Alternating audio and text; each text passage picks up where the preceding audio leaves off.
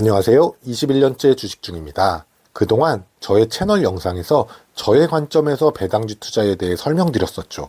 오늘 영상에서는 배당주 투자, 더 나아가서는 경제적 자유에 관심이 있으신 구독자분들이 직접 자신의 투자에 큰 방향을 잡을 수 있게 구체적인 액수와 방법에 대해서 이야기를 해보도록 하겠습니다.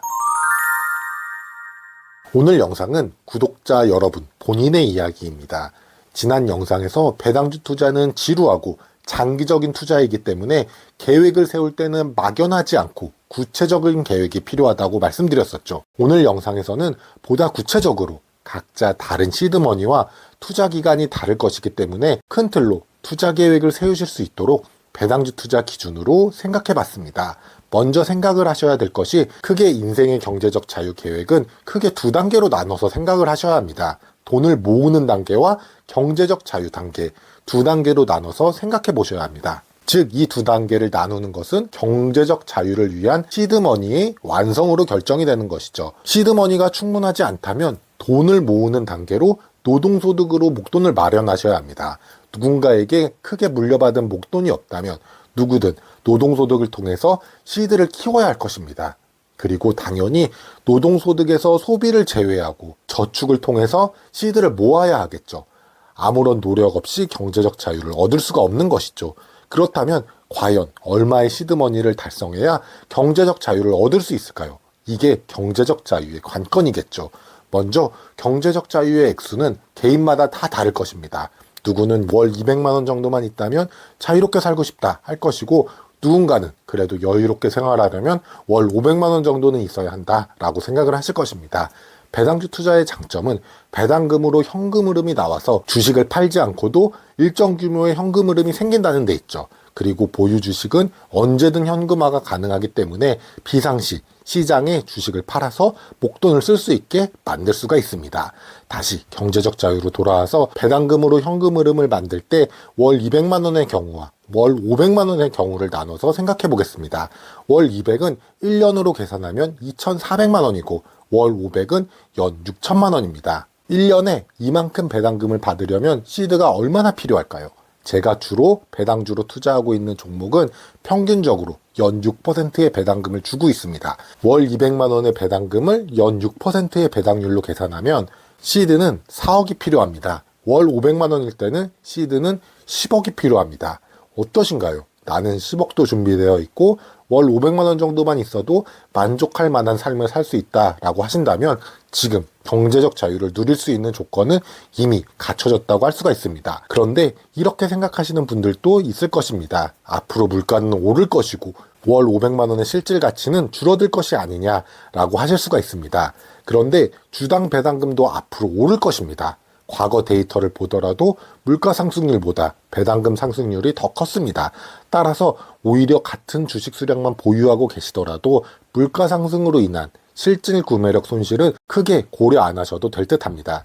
그런데 같은 길을 가더라도 빠른 교통수단을 선택하시면 도착 시간을 단축시킬 수가 있듯이 배당주 투자를 하시면서 수익률을 6%가 아니라 10% 수익을 거둘 수만 있다면 시드의 크기는 줄어들 것입니다. 반대로 수익률이 4%라면 시드의 크기는 더 커져야 될 것입니다. 만약 10%와 4%의 수익률이라고 한다면 보시는 표와 같이 경제적 자유를 위한 시드는 늘어나고 줄어든다는 것을 확인하실 수가 있으실 것입니다. 예를 들어 10% 수익만 가능하다고 하신다면 월 500만 원을 받는 시드는 6억이면 가능하실 것입니다. 반면에 4% 수익률로 보수적인 투자를 한다면 월 500만 원을 받는 시드는 15억이 필요하게 되는 것이죠. 저 개인적으로는 배당주 투자의 목표 수익률을 연 8%로 잡고 투자하고 있습니다.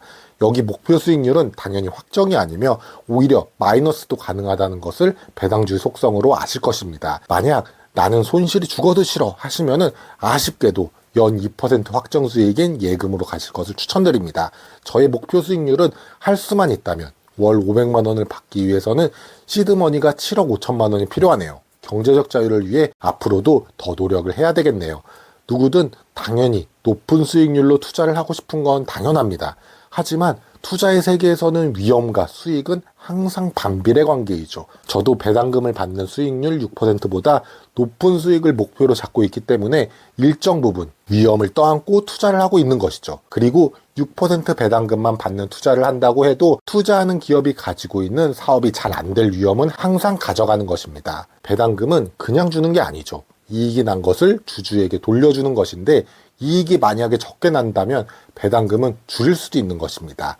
그렇다면 저는 어떻게 8%의 목표 수익을 가지고 투자를 하느냐 궁금하실 것입니다.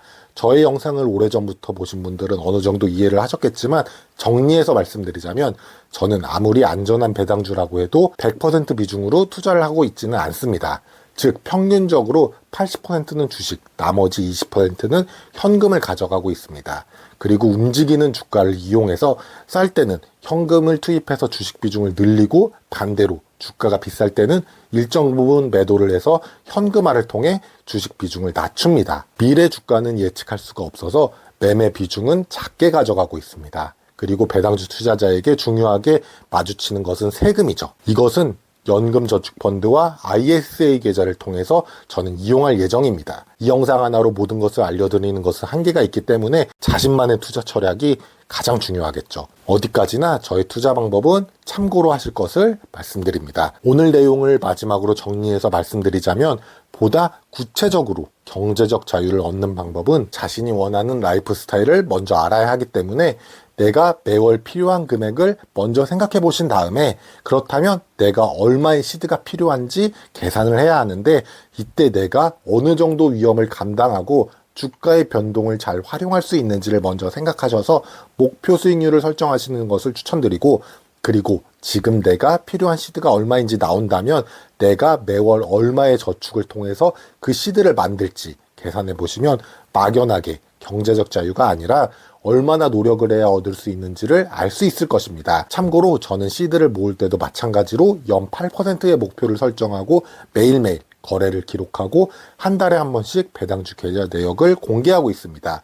앞으로도 저와 함께 경제적 자유를 함께 노력해 보자고요. 저도 영상으로나마 저의 셀프 동기부여와 좋은 정보를 구독자분들과 함께 공유하겠습니다. 오늘 영상이 도움이 되셨다면 구독, 좋아요 부탁드립니다.